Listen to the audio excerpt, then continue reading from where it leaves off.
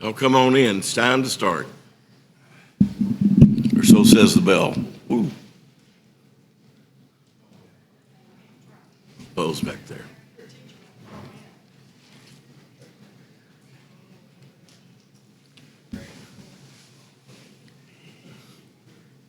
We're continuing our study of the time between the Testaments, and the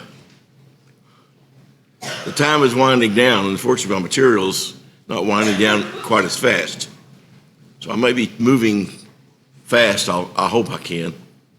So I'll be able to get to most of the material that I've wanted to cover for this course. Pardon me. Last week we ended up talking about the Romans, and we'll continue that this week, talking about the Romans, and we're going to get into the Jews and their experiences in the time between the Testaments. We'll talk about Jewish sects and what they are, when they came to be, which is mostly in the time between the Testaments. And all the while, I want to keep in mind, all these things we've been talking about lead up to when the time was right, God sent forth his Son. And when the first century arrived, the time was right, the setting was right. Everything was as it should be for God's Son to come to this earth. And many things happened in the New Testament, read about, that were affected indirectly and many very directly by the time, the events that occurred in time between the Testaments and the situation of Judea at that time. And that's why we're going through the study, so we can appreciate those things that happened in the New Testament and have a better understanding of why some of them happened and the attitude some of the people had at that time. Before we begin, I'd like to word of prayer. If you would, please bow with me. Our dear, most loving and gracious Heavenly Father, we honor you as the creator of the universe. You're all-powerful and all-knowing. We thank you for the time we have to come and study your word. Thank you that we can do so without being molested. We pray, Father, you'll be with us as we learn about the times between the Testaments, that we understand, give us understanding and discerning. Help us to remember, and when we study the events in the New Testament, we'll have a better understanding of why they occurred. We pray you'll be with each of us as we live our lives. We pray you forgive us when we sin. In Jesus' name, amen. Last week I went through lots and lots of dates. Trust me, I had a lot more, but I tried to mention ones that I thought had the most influence on Judea and the Jews and the people living there in the first century. I wanted to finish up talking about the Romans and get up to the first century with what was going on with the Romans. We talked about a lot of dates, as I say, which had to do with the Romans. There was a Roman general named Pompey that intervened in the civil dispute between Hyrcanus and Aristobulus. And he took the side of Hyrcanus, and he made Hyrcanus the ethnarch, or governor, of Judea. And Judea became a province of Syria, which is to the northwest of Judea. Hyrcanus ruled Judea, Galilee, Idumea, which was in the Old Testament known as Edom. The Romans called the area of Edom Idumea, and Perea. And Hyrcanus paid annual tribute to Rome. This was in 63 BC, and when this all occurred, the Jews who had a brief period of independence under the Maccabees, and we'll talk some more about them this week or next week, they lost that independence that they had. It was historically it was brief, but they had it for a little while. But now in 63 BC, the Romans were firmly established and ruling the Jews again. So the Romans ruled them, and the Jews once again found themselves under the rule of foreign pagans. This would only encourage a spirit of Jewish nationalism that would continue until 70 AD. And in 70 AD, Jerusalem was destroyed by the Romans, utterly destroyed. But this nationalism that the Jews had against the Romans made them have a strong desire for their own political leader. They wanted to be their own, they wanted to have their own political leadership. They wanted to get back to the time of Solomon and David, when they were probably the most powerful country in the world. A man named Antipater was an Idumean. That means he was an Edomite. It means he's a descendant of Edom or Esau. He was an Idumean by birth. Idumea was a Roman name for Edom, as I mentioned. He was a ruler in Idumea. He supported Pompey until Pompey died in 47 BC. I mentioned last week, Rome for a brief period of time had a triumvirate. 3 men ruled Rome. Of course, they ended up fighting each other. Pompey was one of those 3 men. The other 2 were Crassus and Julius Caesar, as he's known today. When Crassus died, Pompey and Julius Caesar fought for power. Pompey was defeated, and ultimately he was assassinated down in Egypt. So this left Julius Caesar as the top dog, if you will, and Antipater switched his allegiance to Julius Caesar. Caesar was now the ruler of Rome. As far as the Jews in Judea were concerned, he granted favors to the Jews in Palestine and those of what's known as the Diaspora, which was the Jews that had been displaced throughout initially the Grecian Empire and now the Roman Empire. Antipater was made governor of Judea, and he was granted Roman citizenship. Antipater was hated by the Jews primarily because he was an Idumean, an Edomite. And throughout the Jews' history, the Edomites had been a problem to them and always caused them problems. Julius Caesar was assassinated in 44 BC. Antipater was poisoned a year later in 43 BC. And Cassius, a man named Cassius, now ruled over Syria and Palestine, or Judea. Cassius and a man named Brutus, and if you studied any ancient history of the Romans, you're familiar with Brutus, that name. They were defeated by a man named Mark Antony, and Octavian, who would become Augustus Caesar later in 42 BC. Antony made the son of Antipater, a man named Herod, a tetrarch of Judea. After a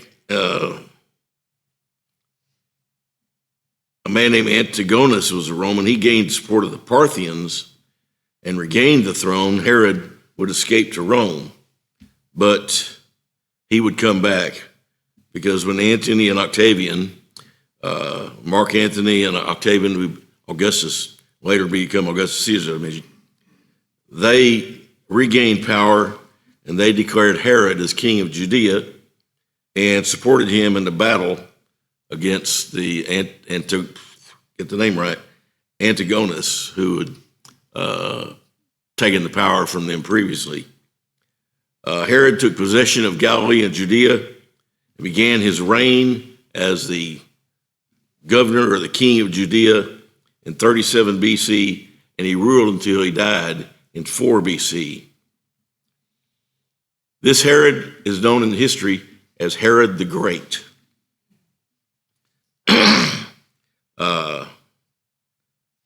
He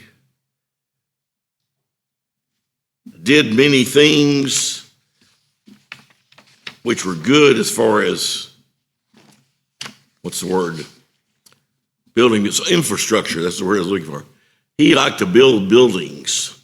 He built roads and buildings in Judea, actually worked on the temple,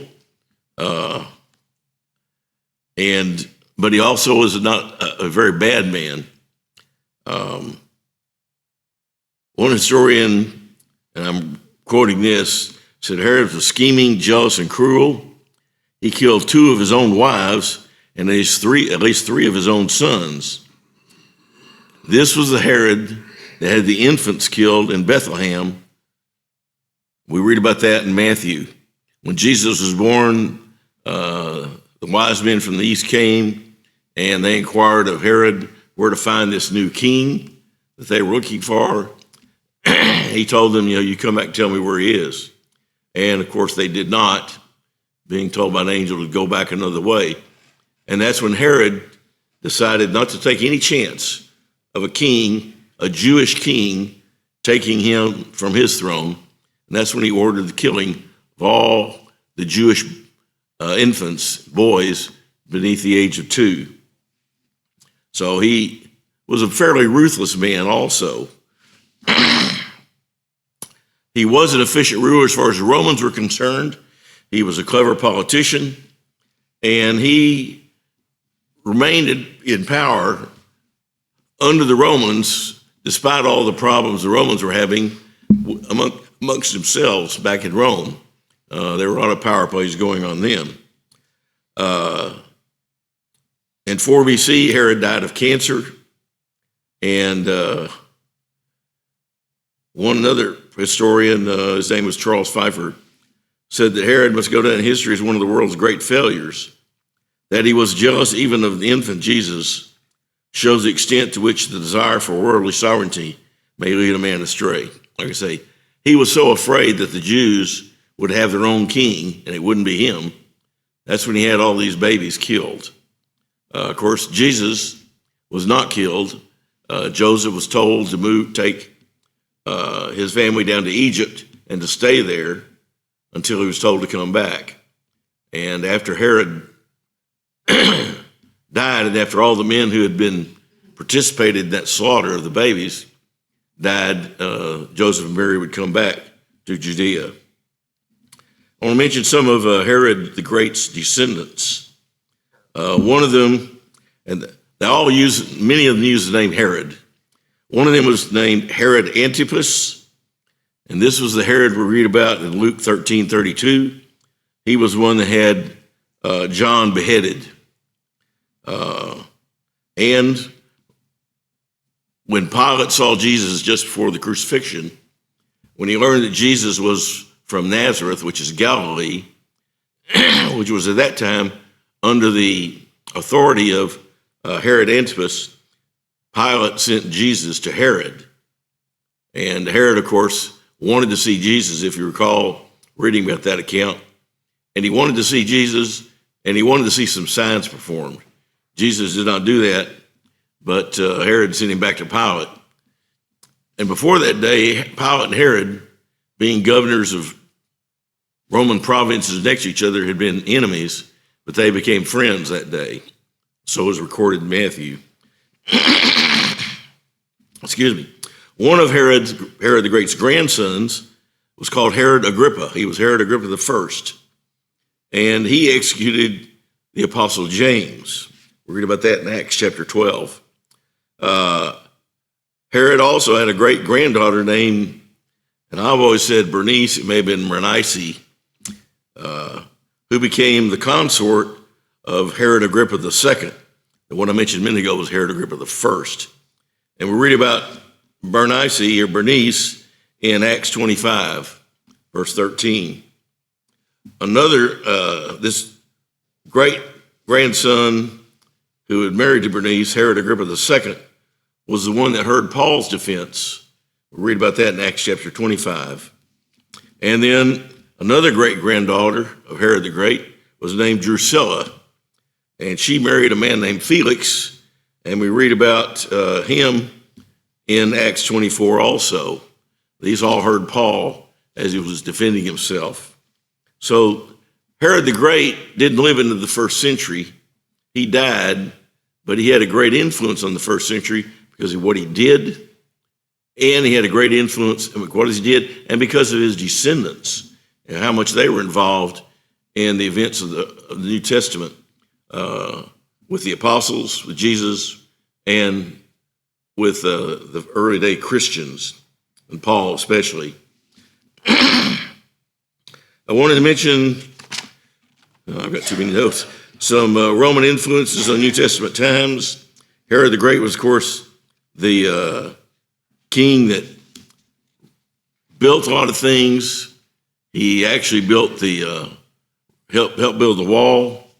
He was the one that built the Western Wall, which is called today the Wailing Wall. It's the only part of the temple that survived the destruction in AD 70. And the Jews revere this wall to this day.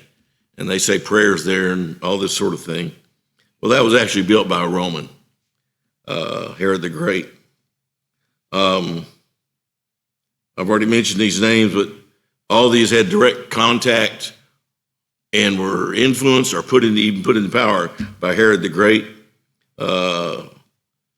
Pontius Pilate, Antonius Felix, Festus, a man named Florus. He's not mentioned in the Bible, but he raided the temple treasure and ignited a Jewish revolt in 66 AD. The end result of that revolt was the Romans got tired of it, tired of the Jews, and they destroyed Jerusalem in AD 70. The Romans, like the Greeks before them, and to a certain extent like the Persians before the Greeks, allowed the Jews a portion of self-rule. They allowed the Jews to keep the Sanhedrin Council. The Jews were allowed under the Romans to practice their own religion. The Jewish sects, which came to be, were allowed to exist. The Romans didn't stop that. The Romans allowed the Greek language to continue to be the common language of the people. Rome built a vast road system. The Persians had started this, the Greeks added to it, but the Romans added to it tremendously. They were engineers. They built roads, they built temples to their gods, they built ports. The port of Caesarea, which you read about in the Bible, up north of Jerusalem on the Mediterranean, it was just a straight line beach. The Romans built an artificial harbor there. And it was thought to be impossible because the bottom was just soft sand. There was no bedrock. So what they did was they made their own bedrock. The Romans invented concrete. The cement we have today was invented by the Romans. And they used, as part of the materials, a type of pumice from volcanoes. In the eastern part of the empire, there were many volcanoes. Mount Vesuvius, we know about even in modern times. And that port at Caesarea was built because the Romans made concrete using this pumice, and it would not deteriorate in salt water because of the pumice. And they built big squares of concrete, sunk them on the seafloor in the sand, and then built walls on top of that to make a seawall to build the port of Caesarea. No one had ever done that in history. And the Romans did that. They were the engineers of the world and the greatest engineers that had ever existed up until that point in time. Travel became easier because of the Roman road system. They also dominated the seas. Sea travel became easier and faster. Rome depended on, to feed the Romans in Rome, they had to get grain from all over the Mediterranean, a lot of it from Egypt. And so they had a merchant marine, if you will, that would haul grain from Egypt to the west coast of Italy, and where they had built another harbor, and they'd go up the, Tiber River, haul the grain up to Rome then. And thus they fed the Roman people. All this by some of the great engineering feats in history, really. But they did continue the dominance of the Jews by foreigners, and the Jews resented it more and more and more.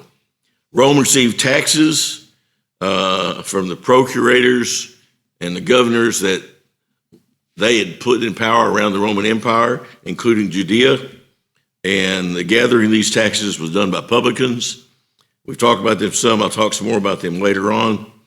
We read about the publicans many times in the New Testament. Sometimes in some translations they're called tax collectors or tax gatherers, and other translations say publicans. They were the ones that collected taxes.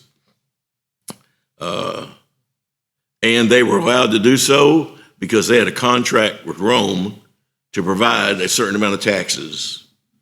They would go to Rome and bid on the job to be the tax collector. And they would bid a certain amount. And they would tell Rome, I'll guarantee you this amount of money if you let me be the collector.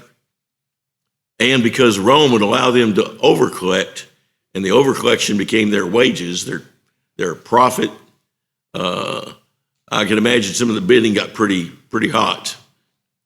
Because if they got that bid and won the contract, they were allowed to tax the people whatever they could. And anything above what they had contracted with the Roman government for was their profit. And Rome didn't care how much it was. This would lead to corruption, of course, and many tax collectors, especially the chief tax collectors, became very, very wealthy at the expense of the people they were taxing, of course. We'll mention that again probably next week, and how much the Jews came to hate those publicans. Imagine today if the IRS, we pay, most of us pay our taxes, I guess, through our employer. If you're self-employed, you got to pay it yourself. But there's a set amount. Now, it changes every year. The IRS loves to change rules. But you can get the books, you can look it up, and you can find out, based on your salary, based on the money you earn, exactly how much you owe as an individual. Well, the Romans didn't tax individuals. They took the money from those publicans. And the publicans did whatever they wanted. How would you like it if the IRS had an agent in Maybank and they told him, here's how much you got to pay April 15th. And we don't care how you get it, make sure you pay us that much. And if anybody gives you any problems, just call the Legionnaires. We'll make sure you get paid. We would come to resent those tax collectors very much, I'm afraid. The Jews did. Rome certainly fulfilled Old Testament prophecy, especially prophecies in Daniel. Remember Nebuchadnezzar's dream? He had the statue, which was made of made of gold, silver, bronze, and iron and clay. The feet were iron and clay. And in the days of those last kings, Daniel prophesied a kingdom would be established that would never end. Well, Rome was that fourth kingdom, the kingdom which was made of iron and then iron and clay, and was taken down by that rock that we read about in Daniel chapter 2. And the kingdom was established during the days of the Romans, would endure forever. And indeed, it endures to today. It's the church. We are part of that kingdom. I want to mention quickly the rights of a Roman citizen. If you were a Roman citizen, you had rights that non-Roman citizens did not enjoy. You had the right of a trial before a court of law. If you weren't a Roman citizen, you may get a trial and you might not. It just depended on the attitude of the Roman governor in your province. Roman citizens were exempt from certain punishments, like whipping and scourging or crucifixion. Of course, if you weren't a Roman citizen, you could be subject to those punishments, and we read about them in the New Testament. As a Roman citizen, you had the right to appeal a court's decision, the right of appeal. In our country today, we all have a right of appeal. You can always appeal to a higher court. Well, in the first century and the years leading up to that, if you were Roman, you had the right of appeal. If you weren't, you could appeal, but they didn't have to pay you any mind unless they wanted to. And the Roman citizens even had the right to appeal to Caesar. That'd be like me being accused of something, found guilty, and I appeal to the president.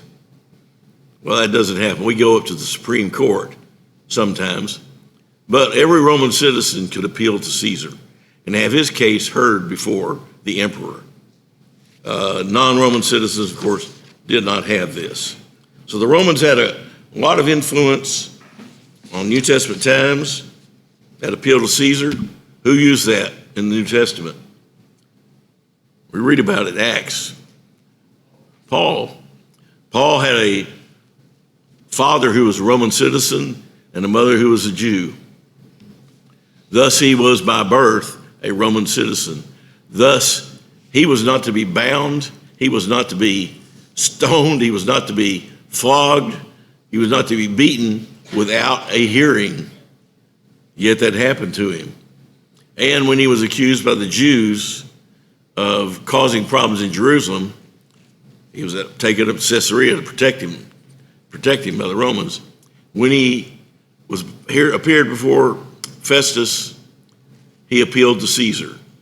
And that's how Paul ended up in Rome. The Romans sent him to Rome as a prisoner, and there's a whole long story about that. You can read about in Acts about what happened to him on that trip to Rome. But that was all because he was a Roman citizen and had the rights of a Roman citizen. Even though his mother was a Jew, his father was a Roman. I want to go ahead and get into some information about the Jews in and of themselves in the time between the Testaments leading up to the first century. Under the Persians, even though that's before the time between the Testaments, when the Jews came under Persian rule in Cyrus, they were granted certain things. The Persians ruled over the Jews. We read about that in the books of Isaiah, Daniel, Ezra, Nehemiah, and the Chronicles of the Old Testament. Some were allowed to go back to Jerusalem and start to rebuild the city. Read about that in the Old Testament. And they would eventually rebuild the walls and the temple under Persian rule. Under the Persians, the Jews were treated fairly well. So they were allowed to keep their religion, to go back to Jerusalem, rebuild their capital.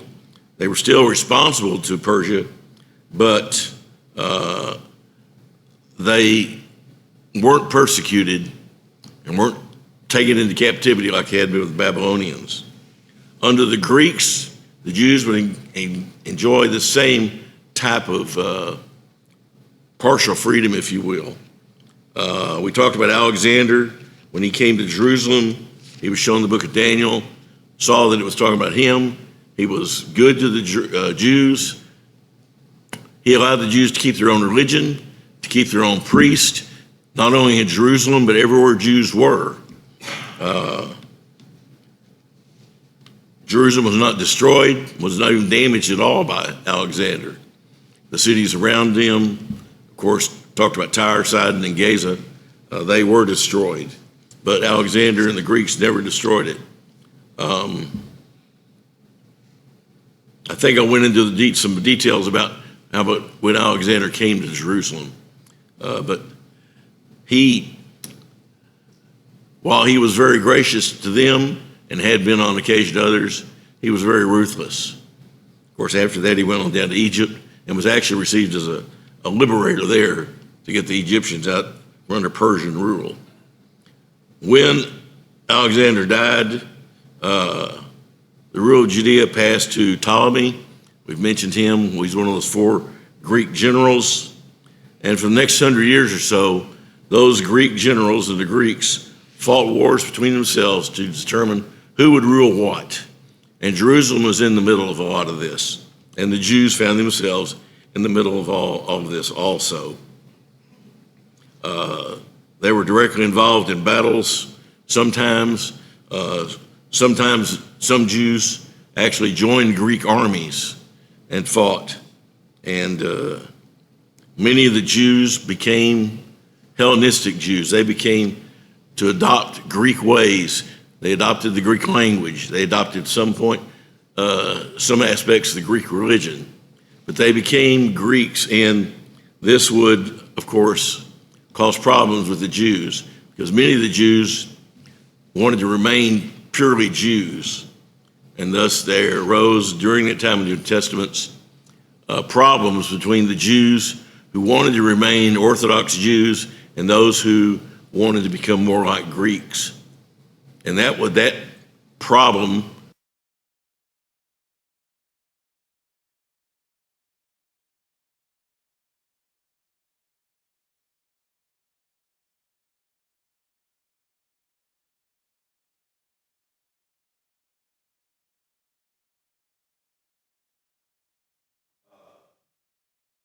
during the time of the Greeks, Jews were scattered throughout the Greek Empire.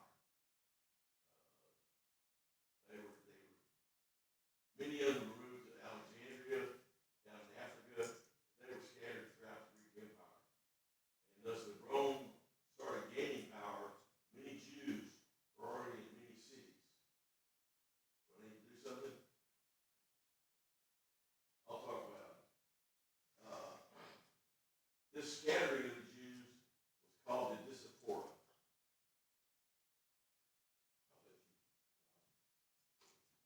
All right, we'll keep going.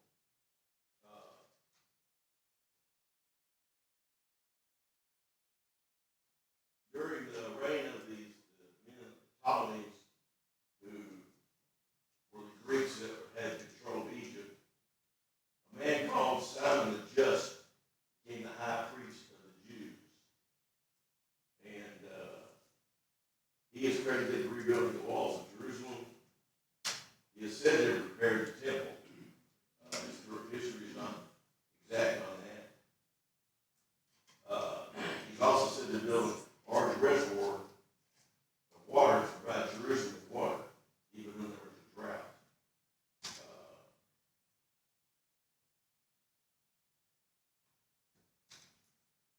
Try to, I don't want to read all this. Good now. Whatever you did, it works. I've mentioned a man named Antiochus Epiphanes. During the time in which these Greeks were fighting amongst each other, one of them was Antiochus Epiphanes, and he considered the office of high priest to be purely political. And he was after a few battles, he became the ruler of Judea. And Antiochus Epiphanes was willing to give the office of high priest to the highest bidder. And he did so. Well, this, of course, kind of stuck in the craw of the Orthodox Jews because they wanted to keep following the law of Moses, and the high priest was always a member of the tribe of Levi. Antiochus Epiphanes didn't care about that, and he put his own man in. And he would take his own man out and replace him with someone else if someone later on made a higher bid. So under him, the office of high priest became a political office, and you could buy it.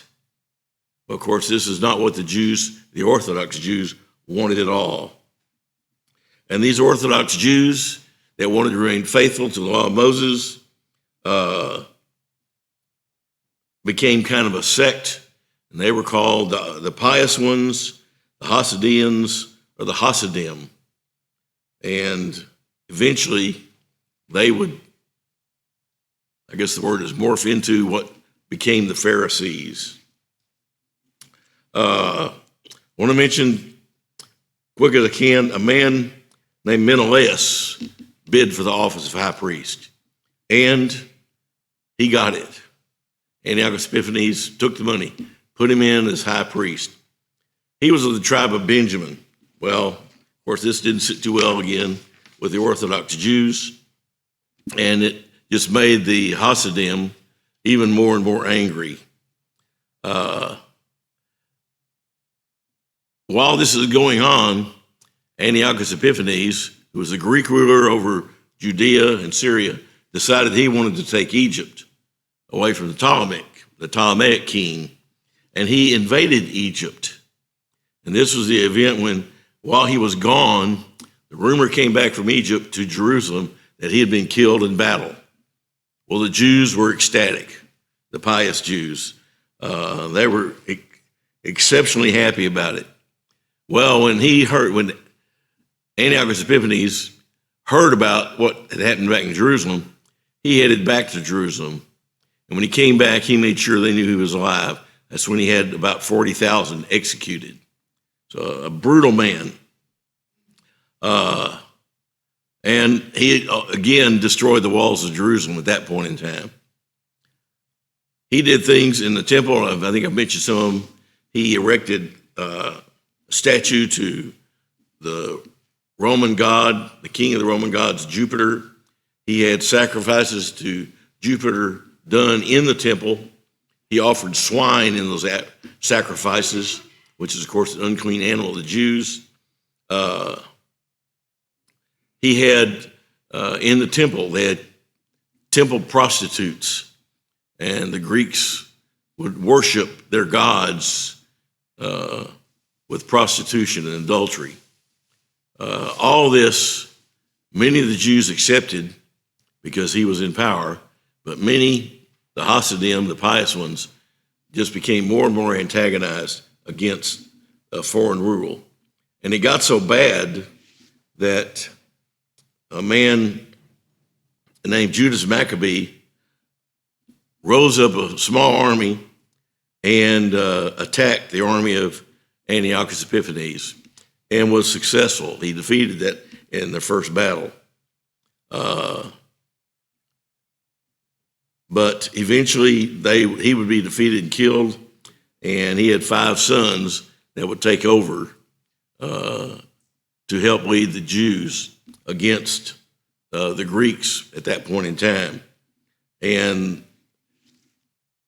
if you ever read the Apocrypha, which was some of the books you sometimes find in the Bible between the Testaments, it'll talk about the Maccabees and the Maccabeans and what they did. It's not an inspired book, but it's a great historical reference. And that's that brief period of time in history when the Jews enjoyed their own rule under the Maccabeans. When the Romans came in, it became short-lived as the Romans wouldn't tolerate that. But at any rate, this started under Greek power and lasted for a while until the Romans came in and defeated the Maccabeans.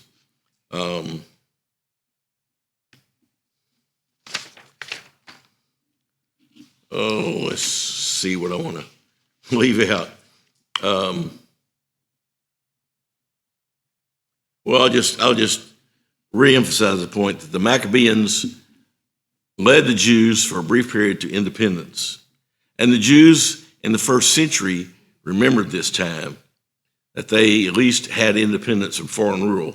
And then when the Romans came in and retook it, it didn't sit too well with them at all. It was even worse. I say we read a lot about the Maccabees in the books of Maccabees in the Apocrypha. Also during this time, between the Testaments, there's a period of time when it's called the Hasmonean dynasty. After this Simon I mentioned became leader and high priest, he legitimatized the Hasmonean dynasty. He was the head of the civil government. He was their military leader and their high priest. In 134 BC, he and 2 of his sons were murdered by an ambitious son-in-law. His third son, John Hyrcanus, escaped and became leader of the Jews. John Hyrcanus reached the court of the Syrians, and he allowed the Jews, Hellenistic Jews, to become citizens of the Jewish community. This didn't sit too well with the Hasidim, but he did that to achieve peace. These Hellenistic Jews, as they adopted Grecian beliefs and Grecian political aspirations and the Grecian language, would eventually become what was known in the New Testament after several years and changing a little bit, what was known as the Sadducees. We'll talk more about the Sadducees later on, but they were, to a large extent, a political organization, but very powerful amongst the Jews in the first century. And the names of Pharisees and Sadducees are first mentioned in history during the time of John Hyrcanus in this period between the Testaments. As I say, the Jews were independent for a little while, but as in 129 BC, the Romans had gained power, revoked that independence and took them over. That bell once again.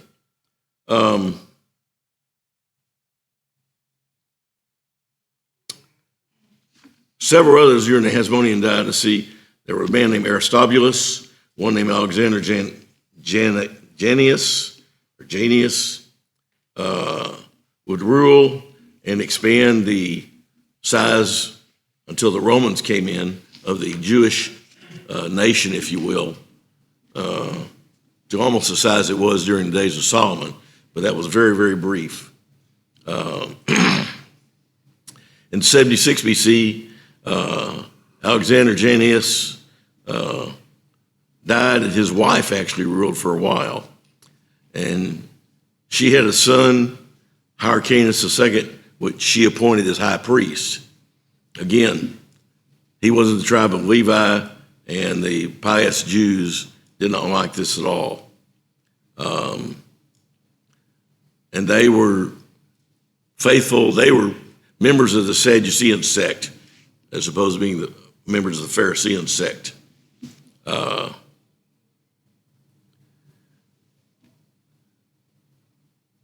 When the Romans came in and took power again, the Jews were down to Romans, and that was about 63 BC or 67 BC when Herod the Great became the ruler. During the Hasmonean rule, the sects of the Jews that we read about in the New Testament, and some we don't read about, came into existence and were solidified. Those sects were the Pharisees, the Pharisees who were the Orthodox Jews that believed in the law of Moses, but they modified it, and we'll talk about that next week. The Sadducees, who believed strictly in just the Pentateuch, the first 5 books of the Old Testament, not the rest of it, but they were very political and always went along with the political leaders of the time, the Greeks at first and the Romans later on. A group of Jews we don't read about in the New Testament called the Essenes. The Essenes lived to themselves, and they would come to live in an area called Qumran. And we'll talk about that some more when we talk about what the Essenes did, not so much for the first century Jews, but they did for us today. They did some things which have a direct effect on what the Bible is today. There were a group of Jews known as the Zealots, and they were like the Pharisees taken to the nth degree. They really hated foreign rulers. They did not like Rome at all, and they were the Zealots. One of the apostles was a Zealot. He was against Roman rule. Real quick, 2 or 3 more. A group of Jews called the Herodians, and they were strictly a political group, and they were faithful to the Herods, and who were Idumeans. And also during this time, the Sanhedrin Council became solidified and known as the Sanhedrin Council. And then another time that another group that we mentioned several times, the publicans, became prominent in Judea during the time between the Testaments and will remain prominent into the first century. I've skipped over a lot of information. Next week I'm going to talk about more specifically the Jewish sects, the Pharisees, Sadducees, and these. Talk about a little more detail about how they came to be, what influence they had, what they believed, how they affected the Jews in Judea in the first century. And two of them in particular we read about a lot in the New Testament, the Pharisees and the Sadducees. Two very different groups, both Jews. They had different goals in mind, had different attitudes in mind, and different religious beliefs to a large extent.